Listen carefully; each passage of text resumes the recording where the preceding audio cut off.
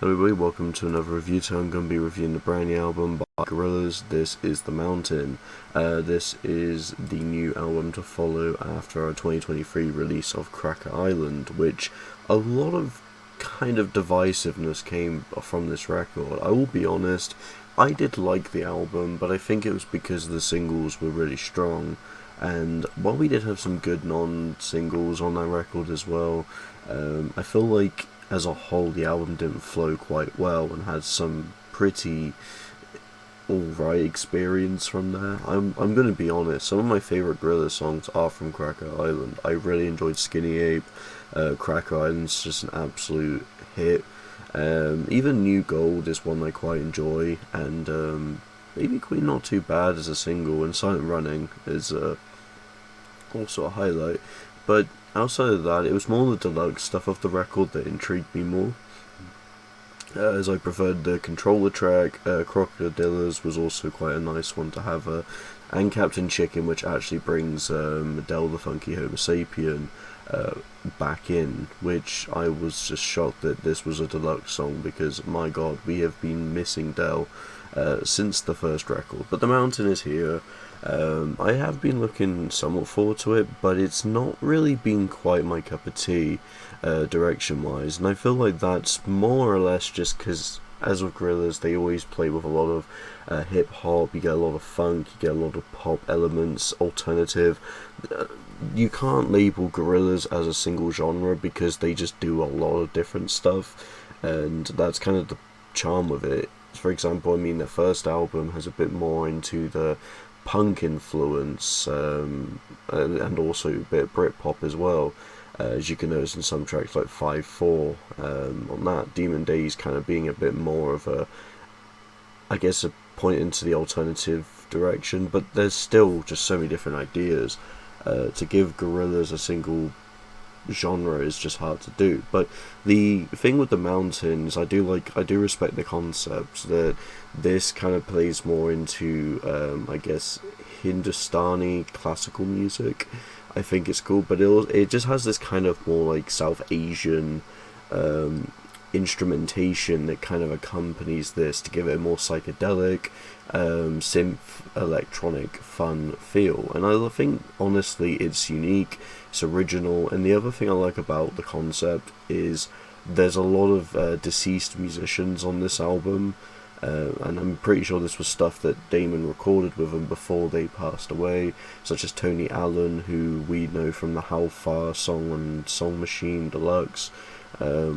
That got released as a single despite being a deluxe song for it because Tony Allen passed away. We've had Bobby Womack, another person who passed away. We basically have just had musicians that Damon has collabed with, Damon's friends with, that passed on, and using archived recordings of what they've done to add to the song generally gives it this kind of very, hard to say, just more, it definitely accompanies to a spiritual feel of this record, and it kind of feels like the Russell album from this, because Russell, as we know, he gets possessed by his dead friend El, the Funky Homo Sapien, and I feel like on here we're hearing voices of these musicians living on through this concept, and I think as a whole it's a bloody good concept. The Mountain is just really cool with the idea it wants to go for, and I just think, honestly, I can see why a lot of people really enjoy this. It kind of feels like a more psychedelic, spiritual take on Plastic Beach, with a lot more of an emotional impact into the, well, narrative of it. And I think Gorillaz are always good with storytelling. Even Cracker Island had some pretty good storytelling, despite the album being a bit more controversial, which I understand. I wasn't the biggest fan of it, but I'm not really thinking it's that bad either. Now, with the record, I hate to say it, sound-wise, as I said, it's not really for me. I appreciate what they're doing for it, but the Gorillaz that I tend to be quite a fan of is, they're always experimental, and I feel like they've definitely stuck to this theme throughout the first 15 tracks on here. And that's not a problem, but I just wasn't really that big on the overall sound. I think it's a unique concept. I think it definitely is nice that they're experimenting and pushing into the sound, but I'm not really that pulled into the sound either. I understand what they were going for. There's a lot of creative ideas, but the thing with this is I feel like Cracker Island's kind of like funk and overall aesthetic with just the variety of zaniness is what appealed to me a bit more. Honestly, with Gorillaz, I don't know if I've got the underrated takes. I do like Gorillaz quite a bit. Demon Days is just one of my favourite albums by them. Plastic Beach is also just pretty damn good. And hell, Song Machine may be my favourite release of theirs because it is just absolutely top tier song after top tier song on there. But I've not quite been huge on Gorillaz, Cracker Island onwards, and even before Song Machine, I wasn't really that big on Humans, nor was I with the Now Now. And Gorillaz has kind of been like hit or miss with me, and I gotta say, despite everything being so punchy and well coordinated here, I'm not quite as pulled into this one as I wanted to be. There's still some good songs though, and I wouldn't say there's anything bad on the album at all. It's definitely good quality, but it's not really necessarily my cup of tea as of the overall sound. Like, the Happy Dictator was an interesting single, but that one grew on me. I think the Manifesto is what's regarded as one of the most light songs on here, and I thought it was decent, but I wasn't really that impressed with it. I just feel like it's just kind of a standard kind of experimental Gorillaz song. 7 minutes was surprising, but it's not too bad. It just isn't, again, my thing. And they got a Lying single. When I saw Idols on here, I was like, I like Idols, they got some good punk energy, are they going to bring that here? Wait, that wouldn't fit the album.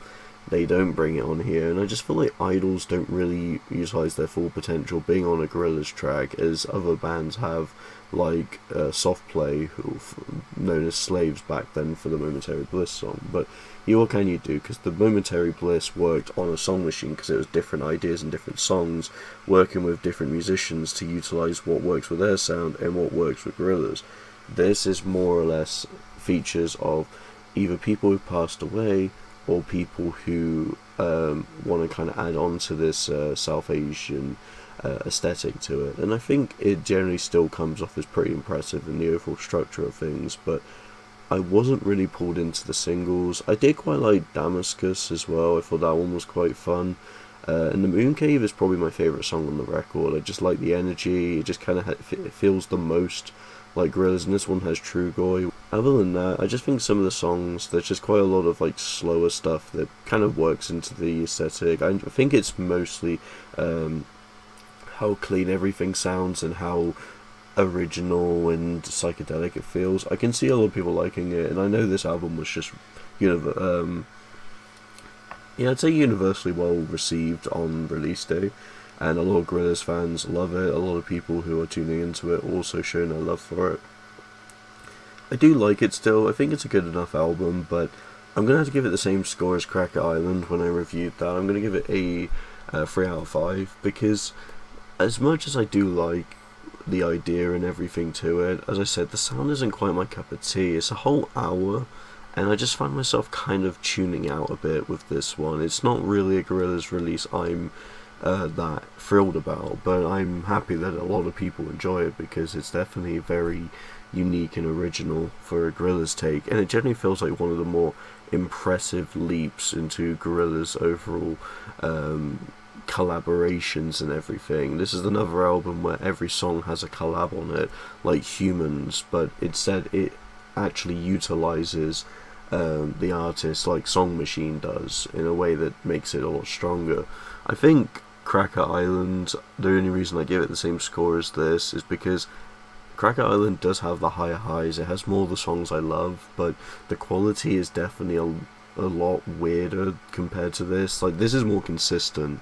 There's either stuff I like or stuff that I think is just all pretty decent and just isn't my thing.